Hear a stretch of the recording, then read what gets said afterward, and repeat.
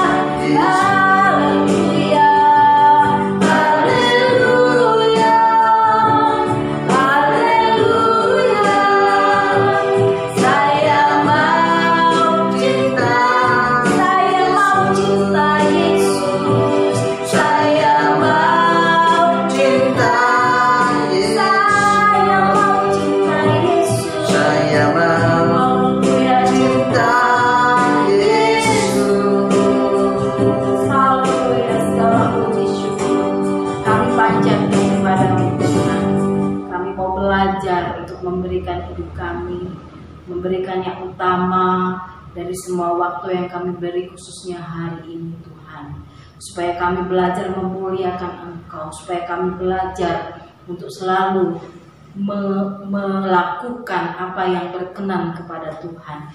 Sebab itulah yang terutama dan menjadi tujuan di dalam hidup kami. Terima kasih untuk hari yang Kau beri. Terima kasih kami boleh bersama-sama dari rumah kami masing-masing untuk memuji, memuliakan Tuhan. Kau yang sudah melayakkan kami, Kau yang mengurapi kami. Terpuji nama-Mu, di dalam nama Tuhan Yesus Kristus kami bersyukur. Haleluya, amin. Puji Tuhan, Bapak Ibu Saudara yang dikasihi oleh Tuhan. Mari kita mengangkat satu pujian kepada Tuhan.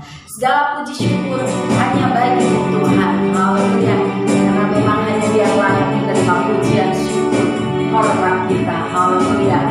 Kalau puji syukur hanya bagi-Mu Tuhan, sebab Kau yang layak dipuja. Kami mau bersorak tinggikan nama-Mu.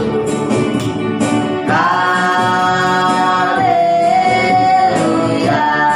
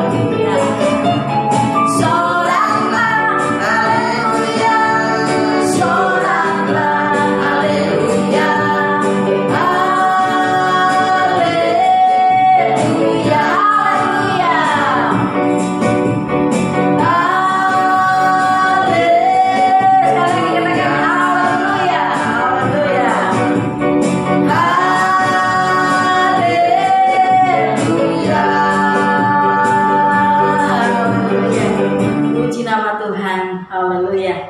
Haleluya. Mari kita siapkan hati kita untuk menerima kebenaran firman Tuhan. Kita mengangkat satu pujian kepada Tuhan. Bagaikan bejana siap untuk haleluya. Haleluya. Kita ingin menjadi bejana-bejana Tuhan. Dibentuk menjadi indah di hadapan Tuhan. Kita harus mengalami proses untuk boleh berkenan di hadapan Tuhan. Bagaikan bejana siap dibentuk demikian hidupku di tanganmu dengan urapan kuasa rohmu ku dibarui selalu. Jadikanku Allah dalam rumahmu demikian hidupku di tanganmu. Bentuklah seluruh kehendakmu pakailah sesuai rencanamu. Mau seperti Yesus. Mau sepertimu Yesus,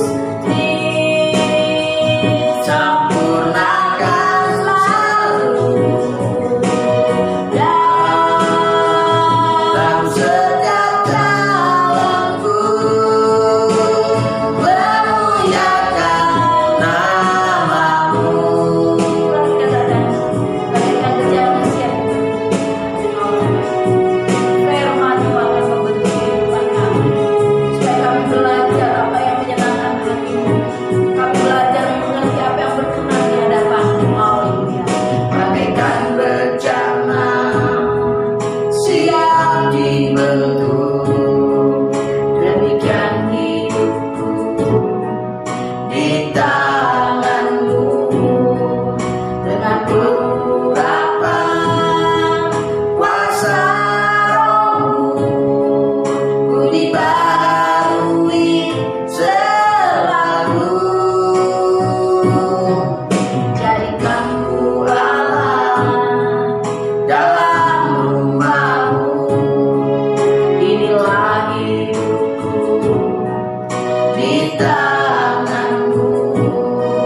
Bentuklah seluruh kehendakmu pakailah sesuai rencanamu. Mau seperti-Mu Yesus. Mau sepertimu Yesus,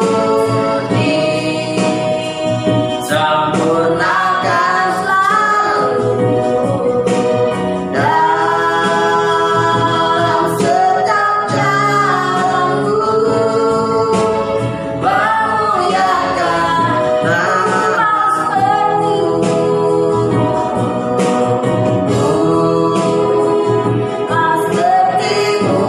Yesus, disempurnakan selalu dalam setiap jalanku, memuliakan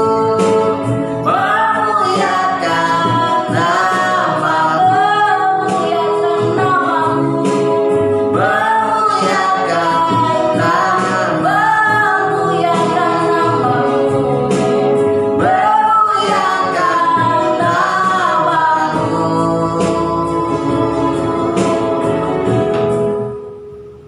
Mari kita berdoa. Bapa di surga, di dalam Tuhan Yesus Kristus, terima kasih pada kesempatan pagi ini kami memerlukan firman-Mu. Mari urapi hati, pikiran, jiwa dan kekuatan kami, dan oleh Roh-Mu yang kudus biarlah bekerja dalam hati dan kepikiran kami. Dalam nama Tuhan Yesus, haleluya, amin. Shalom Bapak Ibu dan Saudara yang terkasih di dalam Tuhan Yesus Kristus. Mari kita buka firman Tuhan untuk kita renungkan pagi ini di dalam Yohanes pasal yang ke-21 ayat 1 sampai dengan yang ke-14. Yohanes 21 ayat 1 sampai 14. Yesus menampakkan diri kepada murid-muridnya di pantai Danau Tiberias. Kemudian Yesus menampakkan diri lagi kepada murid-muridnya di pantai Danau Tiberias, dan ia menampakkan diri kepada sebagai berikut. Di pantai itu berkumpul Simon Petrus, Thomas yang disebut Didimus, Nathanael dari Kana yang di Galilea, anak-anak Zebedeus, dan 2 orang muridnya yang lain. Kata Simon Petrus kepada mereka, "Aku pergi menangkap ikan." Kata mereka kepadanya, "Kami pergi juga dengan kau." Mereka berangkat lalu naik perahu, tetapi malam itu mereka tidak menangkap apa-apa. Dan saya mengajak langsung kita pada bagian ayat yang ke-12. Kata Yesus kepada mereka, "Marilah dan sarapanlah." Tidak ada di antara murid itu yang berani bertanya kepadanya, "Siapakah engkau?" Sebab mereka tahu bahwa ia adalah Tuhan. Yesus maju ke depan mengambil roti dan berikannya kepada mereka. Demikian juga ikan itu. Itulah ketiga kalinya Yesus menampakkan diri kepada murid-muridnya sudah ia bangkit dari antara orang mati. Amin. Bapak Ibu Saudara yang terkasih dalam Tuhan, tema renungan pada saat ini adalah menghadapi situasi yang tidak pasti. Murid-murid tidak punya harapan apapun di dalam situasi yang ada pada saat itu, kecuali mereka berpikir, ayolah daripada bingung, pusing, ataupun mungkin tidak ada pekerjaan atau galuh, ya kan? Mereka, ayo, aku mau nangkep ikan, melok orang, nah semacam itu, ya kan? Kemudian itu kata Petrus, dan Bapak Ibu Saudara kasih Tuhan yang lain pun ikut. Nah, Bapak Ibu Saudara kasih Tuhan, kenapa mereka mengalami senasib sama? Kenapa selama ini 3,5 tahun mereka bersama-sama dengan Yesus? Ya kan? Mereka bersama-sama dengan Yesus menikmati, melihat, ya kan, akan mukjizat yang dilakukan oleh Yesus. Tetapi setelah Yesus mati, mereka bingung mau berbuat apa. Kenapa? Karena mereka tidak tahu apa yang sebenarnya harus mereka perbuat. Nah, Bapak Ibu Saudara yang terkasih dalam Tuhan, ini situasi yang membuat mereka galau, buat mereka tidak memahami apa yang harus dilakukan. Nah, dan situasi yang ada pada saat ini, Bapak Ibu Saudara Tuhan, di dalam dunia ini situasinya juga situasi yang tidak menentu. Di dalam beberapa negara sudah angkat tangan dan mereka menyatakan resesi. Dan Menteri Keuangan, semoga nanti tidak berkepanjangan, ya kan, dia menyatakan bahwa 2021 tidak jelas. Nah, itu pernyataannya di media atau di Google yang saya baca, Bapak Ibu. Nah, Bapak Ibu Saudara yang kasih di dalam Tuhan Yesus, dari sini kita melihat situasi bukan Indonesia, dunia ini dalam situasi yang tidak pasti. Bapak Ibu yang terkasih dalam Tuhan Yesus, situasi yang ini situasi yang tidak jelas. Kenapa? Karena memang segala sesuatunya hampir berhenti total, ya kan? Di luar negeri pemberlakuan apapun terjadi, yaitu ya sampai perekonomian dan apapun tidak bergerak sama sekali. Indonesia masih diberi peluangan dengan new normal. Itu yang berlaku adalah pekerjaan yang berkaitan dengan perputaran perekonomian keuangan.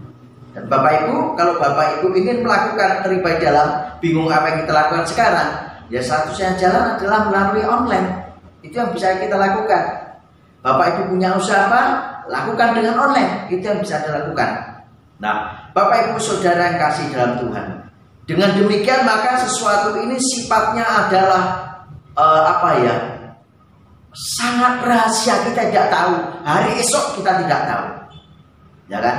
Dan kita melihat bahwa dalam perkembangannya memang vaksin COVID itu sudah ditemukan, tetapi baru tahun 2020 nanti akan diterapkan. Kenapa? Karena masih memerlukan masa percobaan selama mulai saat ini sampai dengan tahun 2021 awal. Nah, Bapak Ibu yang dikasih Tuhan, tidak pasti kan?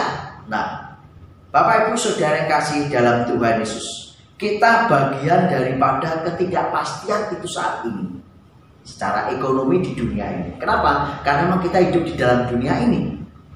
Ya, kita mau bergerak apapun kita serba ragu-ragu. Ya kan? Kenapa? Karena situasi dunia tidak dalam kepastian. Nah, Bapak Ibu Saudara yang terkasih dalam Tuhan Yesus, tetapi kita harus tahu firman Tuhan menunjukkan kepada kita apa yang harus kita lakukan dalam menghadapi ketidakpastian itu. Kalau Petrus dan teman-temannya, mereka bertemu Yesus dalam situasi ketidakpastian. Sudah bekerja nggak dapat apa-apa, jaring ikan nggak dapat apa-apa, semalaman mereka tidak mendapatkan apa-apa. Mereka bertemu dengan Yesus. Nah, satu Bapak Ibu yang dikasih oleh Tuhan, ada dua hal bagaimana kita menghadapi ketidakpastian, apa yang harus kita lakukan. Satu, berharap kepada Tuhan. Dari firman Tuhan yang kita baca tadi, ya satu-satunya jalan yang harus kita lakukan adalah kita hanya berharap kepada uluran tangan Tuhan, kuasa Tuhan, mukjizat daripada Tuhan, supaya Tuhan memulihkan ataupun mungkin memberikan hikmat jalan apa yang kita lakukan. Kenapa Bapak Ibu? Karena satu, karena yang pasti itu hanya Tuhan. Ya, di dunia itu tidak ada pastian. Waktu semua tidak ada yang pasti. Yang pasti hanya Tuhan. Kenapa? Karena Tuhan itu kekal, Tuhan tidak pernah berubah, dan Dia Maha Kuasa. Dia tidak pernah, jadi Bapak Ibu ya, Dia tidak ada pernah berubah. Dulu, sekarang, sampai selama-lamanya, itu kan satu-satunya yang kuharapkan hanya Tuhan Bapak Ibu. Kemana lagi? Nggak ada. Yang kedua, di dunia ini tidak ada kepastian. Di dalam dunia ini tidak ada kepastian. Selama kita hidup di dunia ini tidak ada yang pasti. Makanya dikatakan dalam firman Tuhan, Paulus selalu menasihatkan, semoga damai sejahtera Tuhan menyertai kamu. Ya kan? Semoga Tuhan memberkatimu. Kenapa? Karena tidak pasti. Yang pasti siapa? Tuhan. Yang punya kekuasaan, ketetapan siapa? Hanya Tuhan. Di dunia ini tidak pasti. Bapak Ibu Saudara yang terkasih di dalam Tuhan Yesus Kristus, Bapak Ibu bisa melihat ketidakpastian sekarang kan, di beberapa bulan lalu dan sekarang berbeda harapan bahwa di 2017 anak masuk sekolah baru, ada sepatu baru, ada buku baru, ada tas baru, kenaikan prosesinya seperti biasa. Ternyata tidak pasti. Kenapa? Karena semua itu diawali dari kejatuhan manusia ke dalam dosa. Nah, itulah Bapak Ibu yang kasih Tuhan, bahwa yang pertama kita ketahui, yang pasti itu hanya Tuhan, maka pengharapan kita hanya Tuhan Yesus. Yang kedua, sadar bahwa hidup yang sejati atau yang sebenarnya hidup bukan di dunia ini. Itu yang perlu kita sadari Bapak Ibu, bahwa di dunia ini tidak hidup yang sejati. Hidup yang sejati adalah hidup bersama Allah Bapa di surga, di dalam kerajaannya. Yang kekal itu hidup yang sejati Bapak Ibu. Di dunia itu bukan hidup yang sejati. Di dunia ini adalah kita menentukan kemana kita memilih hidup yang sejati. Ya kan? Bapak Ibu yang kasih dalam Tuhan, ada 3 dunia kita hidup. Ada 3 dunia kita hidup. Bukan kita hidup di dunia, tetapi ada 3 dunia kita hidup. Yang pertama adalah dunia kita hidup di kandungan selama 9 bulan atau lebih sedikit. Nah, itu adalah dunia yang pertama yang kita hadapi di dalam situasi dunia kandungan. Yang kedua adalah di dunia saat ini setelah kita lahir di dalam dunia ini, dengan situasi yang sedemikian, yang selalu berubah-ubah, ya kan, sesuai dengan kondisi dan keadaan. Artinya berubah, jadi tidak pasti.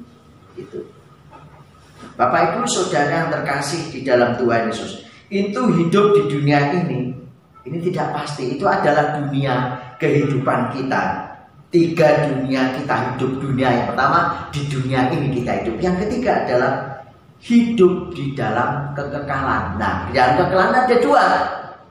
Kita kemana hidup dalam kekekalan nanti setelah hidup di dunia ini? Kekekalan ke surga atau kekekalan yang ke neraka? Kemana kita nanti?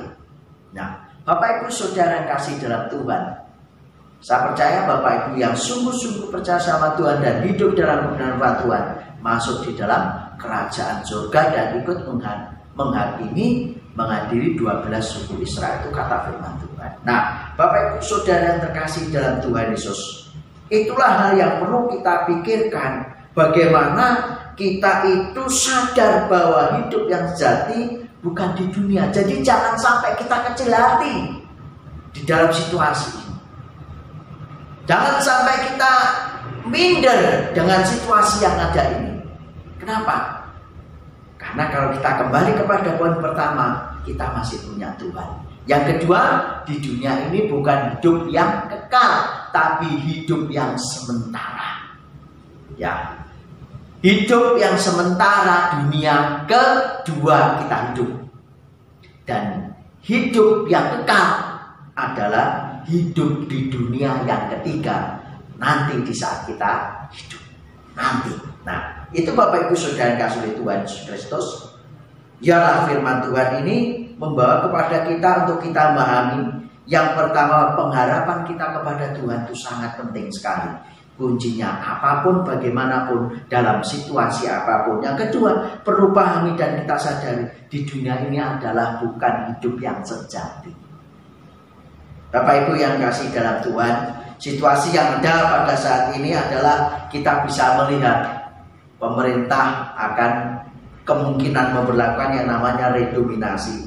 Makanya kalau kita lihat uang puluhan, kertas puluhan, kemudian uang kertas 500-an, ribuan tahun berapa, segera ditarik. Karena apa? Bisa mengecoh situasi, ya kan? Nah, ada satu pujian Bapak Ibu yang perlu kita ingat kembali, yaitu pujian Yesus perhatikan kehidupan tiap orang.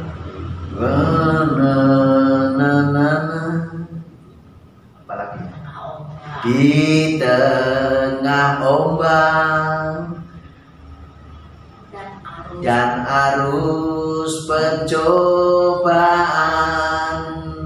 hampir terhilang tujuan arah hidupku, bagaikan kapal yang selalu diombang-ambingkan, menghadap kasihnya seolah-olah tiada mampu. Kita hidup di sini seolah tidak mampu Bapak Ibu, ya kan, dengan situasi yang ada saat ini.